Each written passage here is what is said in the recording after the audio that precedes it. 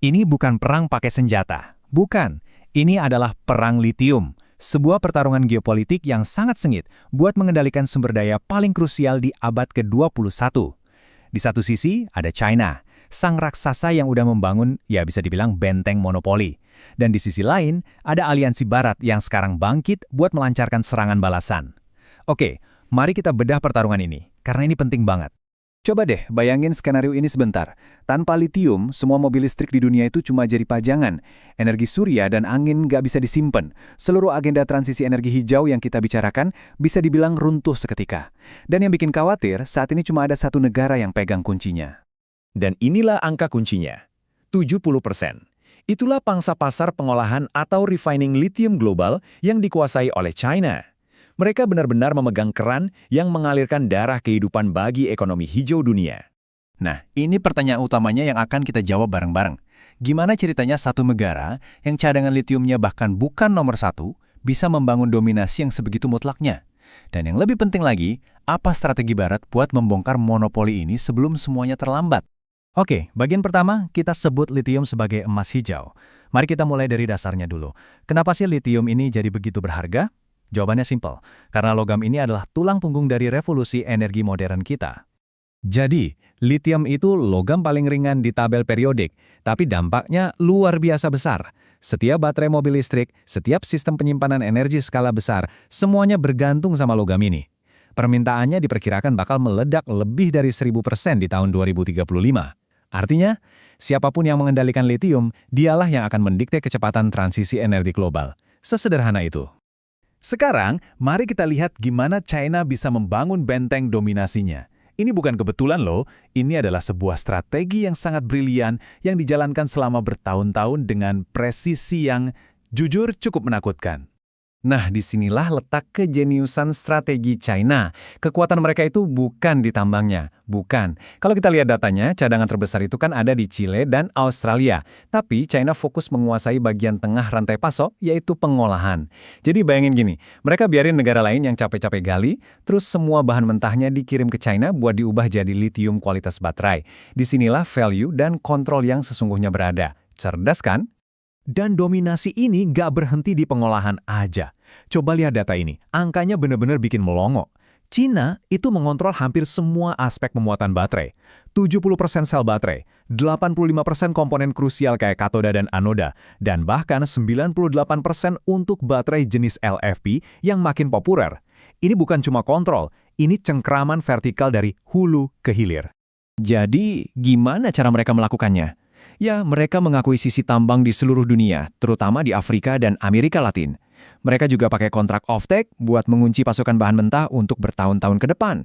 Pemerintah Beijing juga nggak ragu menyuntikkan subsidi masif ke raksasa baterai mereka, seperti CATL dan BYD. Jelas, ini bikin persaingan jadi sangat sulit. Semua taktik ini, kalau digabungkan, menciptakan sebuah benteng yang nyaris tak tertembus. Selama bertahun-tahun, Barat itu kelihatannya kayak tertidur. Tapi sekarang mereka sudah bangun dan mereka melancarkan serangan balasan yang terkoordinasi. Ini adalah titik balik dalam perang litium. Perhatikan lini masa ini. Ini bukan reaksi panik.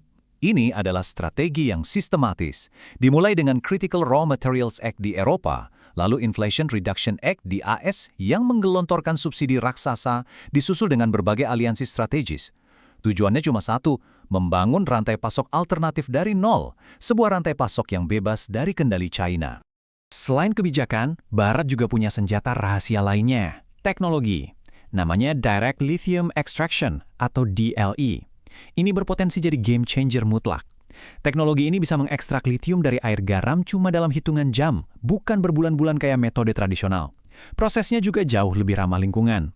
Ini bisa jadi kunci buat Barat untuk ngebut produksi dengan cepat. Tapi, perang ini nggak cuma soal kebijakan dan teknologi. Sekarang, pertempurannya sudah bergeser ke arena ekonomi. Kita bicara soal perang harga dan perebutan pengaruh di wilayah-wilayah baru yang kaya sumber daya. Coba lihat grafik ini. Harga litium itu anjlok lebih dari 80% dari puncaknya. Secara teori, ini kan bagus buat konsumen ya. Tapi, ada tuduhan bahwa ini bukan sekedar dinamika pasar biasa. Seorang pejabat senior dari Departemen Luar Negeri AS, Jose Fernandez, menuduh kalau China sengaja membanjiri pasar untuk menekan harga. Tujuannya apa? Supaya proyek-proyek tambang dan pengolahan baru di barat jadi nggak untung, jadi nggak jalan.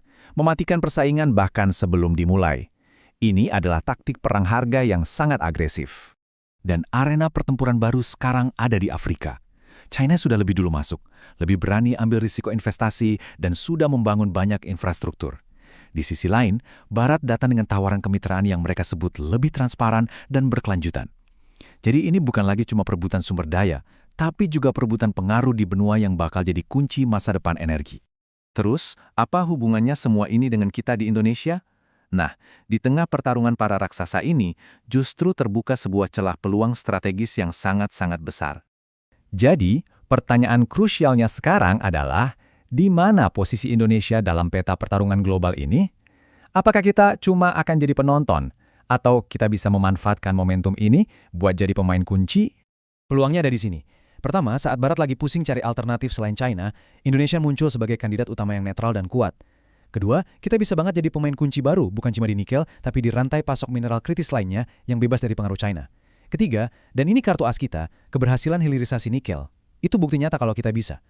Kalau kita mainkan kartu ini dengan cerdas, bukan mustahil loh, Indonesia bisa jadi pusat pengolahan mineral strategis buat seluruh Asia Tenggara. Oke, mari kita tarik kesimpulan, perang ini masih jauh dari kata selesai. Monopoli China memang mulai menunjukkan retakan, tapi jalan menuju kemenangan bagi kedua belah pihak masih panjang dan penuh tantangan.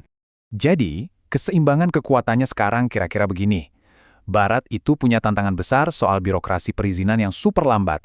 Tapi di sisi lain, China juga punya kelemahan internal yang bisa jadi bom waktu, terutama soal masalah lingkungan dan penolakan dari masyarakat lokal di proyek-proyek luar negeri mereka.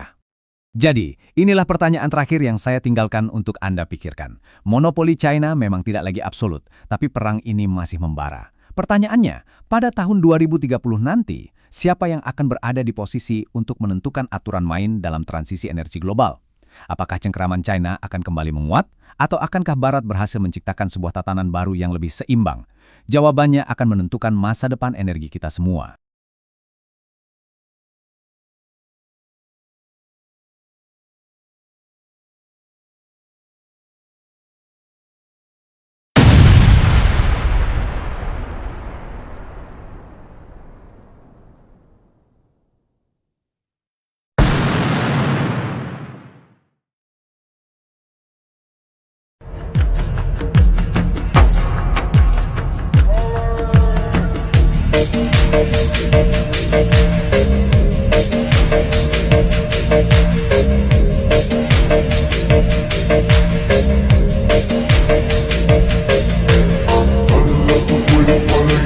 Macarena,